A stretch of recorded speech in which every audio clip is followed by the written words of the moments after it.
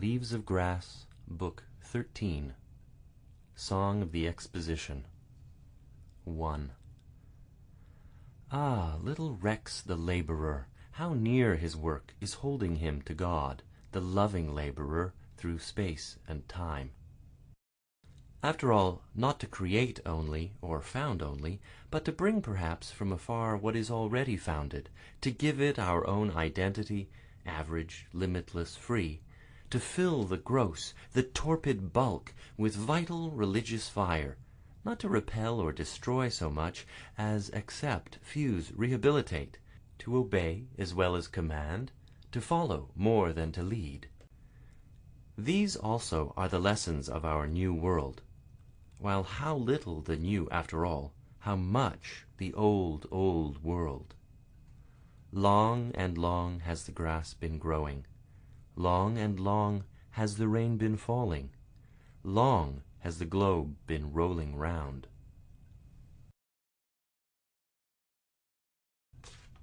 2. Come, Muse, migrate from Greece and Ionia. Cross out, please, those immensely overpaid accounts, that matter of Troy and Achilles' wrath, and Odysseus's wanderings. Placard removed and to let on the rocks of your snowy Parnassus. Repeat at Jerusalem. Place the notice high on Jaffa's gate and on Mount Moriah. The same on the walls of your German, French, and Spanish castles and Italian collections, for know a better, fresher, busier sphere, a wide, untried domain awaits you, demands you. 3. Responsive to our summons, or rather to her long-nursed inclination, joined with an irresistible, natural gravitation, she comes. I hear the rustling of her gown, I scent the odor of her breath's delicious fragrance, I mark her step divine, her curious eyes a-turning, rolling upon this very scene. The dame of dames, can I believe then, those ancient temples, sculptures classic, could none of them retain her? Nor shades of Virgil and Dante, nor myriad memories, poems, old associations, magnetize and hold on to her? But that she's left them all, and here! Yes, if you will allow me to say so, I, my friends, if you do not, can plainly see her, the same undying soul of earth's activities, beauties, heroism's expression, out from her evolutions hither come, ended the strata of her former themes, hidden and covered by today's, foundation of today's, ended, deceased through time her voice by Castelli's fountain, silent the broken-lipped Sphinx in Egypt, silent all those century-baffling tombs, ended for aye the epics of Asia's, Europe's helmeted warriors, ended the primitive call of the Muses, Calliope's call forever closed, Clio, Melpomene, Thalia dead, ended the stately rhythmus of Una and Oriana, ended the quest of the Holy Graal, Jerusalem, a handful of ashes blown by the wind, extinct, the Crusaders' streams of shadowy midnight troops sped with the sunrise, Amadis, Tancred utterly gone, Charlemagne, Roland, Oliver gone, Palmerin, ogre, departed, vanished the turrets that Usk from its waters reflected, Arthur vanished with all his knights, Merlin and Lancelot and Galahad all gone, dissolved utterly like an exhalation. Past, past, for us, forever past, that once so mighty world, now void, inanimate, phantom world, embroidered, dazzling, foreign world, with all its gorgeous legends, myths, its kings and castles proud, its priests and warlike lords, and courtly dames, past to its charnel vault, coffined with crown and armour on, blazoned with Shakespeare's purple page, and dirged by Tennyson's sweet sad rhyme. I say I see, my friends, if you do not, the illustrious émigré, having, it is true, in her day, although the same, changed, journeyed considerable, making directly for this rendezvous, vigorously clearing a path for herself, striding through the confusion by thud of machinery and shrill steam whistle undismayed, bluffed not a bit by drain-pipe, gasometer, artificial fertilizers, smiling and pleased with palpable intent to stay. She's here, installed amid the kitchenware. But hold, don't I forget my manners? To introduce the stranger, what else indeed do I live to chant for? To thee, Columbia. In liberty's name, welcome, immortal. Clasp hands, and ever henceforth sisters dear be both. Fear not, O Muse, truly new ways and days receive you, surround you. I candidly confess a queer, queer race of novel fashion, and yet the same old human race, the same within, without, faces and hearts the same, feelings the same, yearnings the same old love, beauty, and use the same. 5. We do not blame thee, elder world, nor really separate ourselves from thee. Would the Son separate himself from the Father? Looking back on thee, seeing thee to thy duties, grandeurs, through past ages bending, building, we build to ours today. Mightier than Egypt's tombs, fairer than Grecia's, Roma's temples, prouder than Milan's statue-spired cathedral, more picturesque than Rhenish castle keeps, we plan even now to raise beyond them all thy great cathedral, sacred industry, no tomb, a keep for life, for practical invention. As in a waking vision, e'en while I chant, I see it rise, I scan and prophesy, outside and in, its manifold ensemble.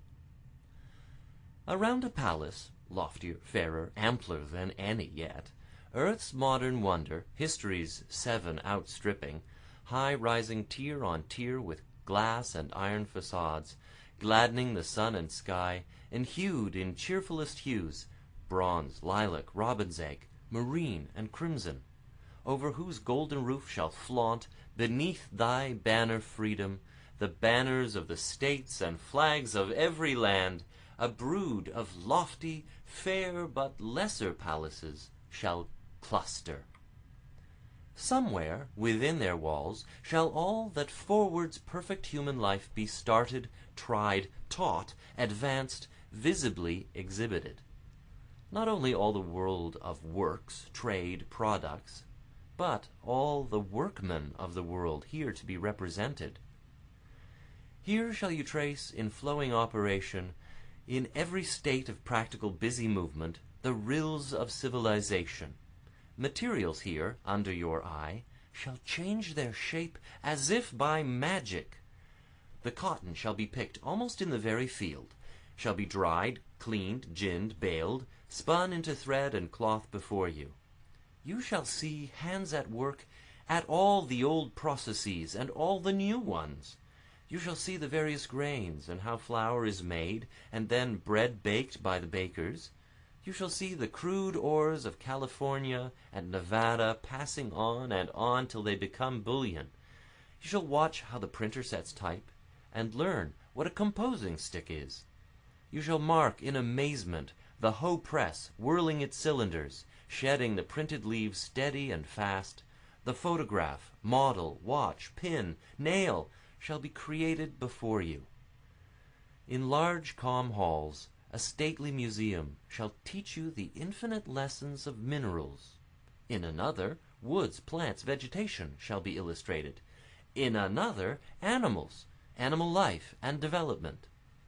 One stately house shall be the music house. Others for other arts. Learning, the sciences, shall all be here. None shall be slighted, none but shall here be honored, helped, exampled. 6. This and these, America, shall be your pyramids and obelisks, your Alexandrian pharaohs, gardens of Babylon, your temple at Olympia. The male and female many laboring not shall ever here confront the laboring many, with precious benefits to both, glory to all, to thee, America, and to thee, eternal Muse. And here shall ye inhabit powerful matrons, in your vast state, vaster than all the old, echoed through long, long centuries to come, to sound of different, prouder songs, with stronger themes, practical, peaceful life, the people's life, the people themselves lifted, illumined, bathed in peace, elate, secure in peace. Chapter 7. Away with themes of war, away with war itself. Hence from my shuddering sight, to never more return that show of blackened, mutilated corpses, that hell unpent and raid of blood, fit for wild tigers or for lop-tongued wolves, not reasoning men, and in its stead speed industry's campaigns, with thy undaunted armies engineering, thy penance labor, loosen to the breeze, thy bugles sounding loud and clear. Away with old romance, away with novels, plots, and plays of foreign courts, away with love verses sugared in rhyme, the intrigues, amours of idlers, fitted for only banquets of the night where dancers to late music slide, the unhealthy pleasures, extravagant dissipations of the few, with perfumes, heat, and wine, beneath the dazzling chandeliers.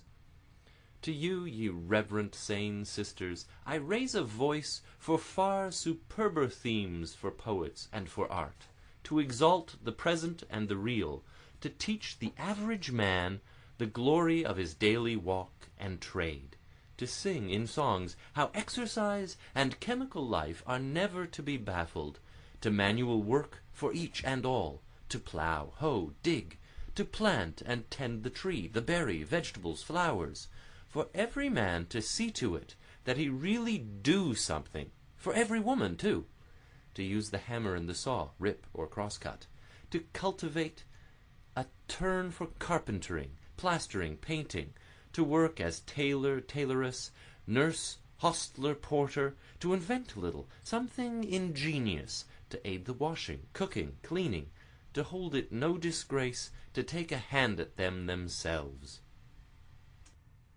I say I bring thee, Muse, today and here, all occupations, duties broad and close, toil, healthy toil and sweat, endless, without cessation, the old, old practical burdens, interests, joys, the family, parentage, childhood, husband and wife, the house comforts, the house itself and all its belongings, food and its preservation, chemistry applied to it, whatever forms the average, strong, complete, sweet-blooded man or woman, the perfect longeve personality, and helps its present life to health and happiness, and shapes its soul for the eternal real life to come.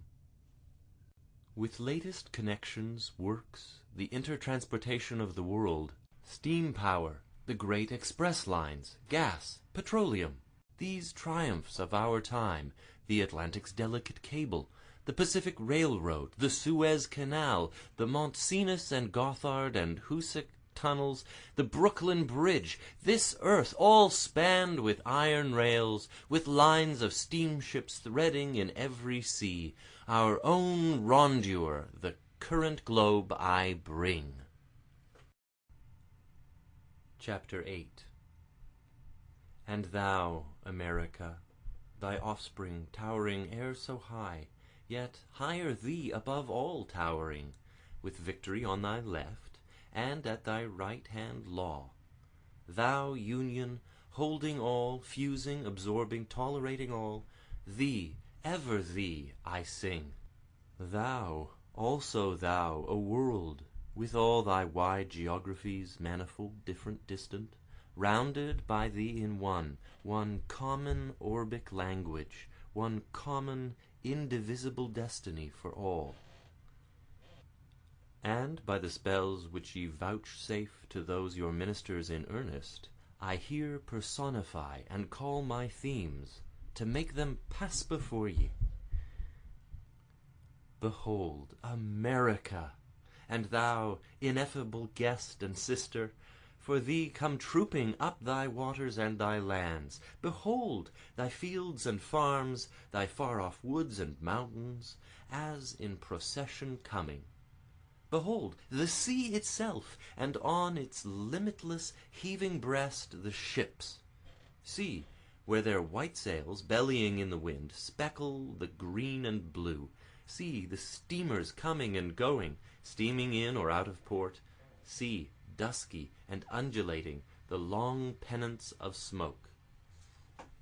Behold, in Oregon, far in the north and west, or in Maine, far in the north and east, thy cheerful axemen, yielding all day their axes.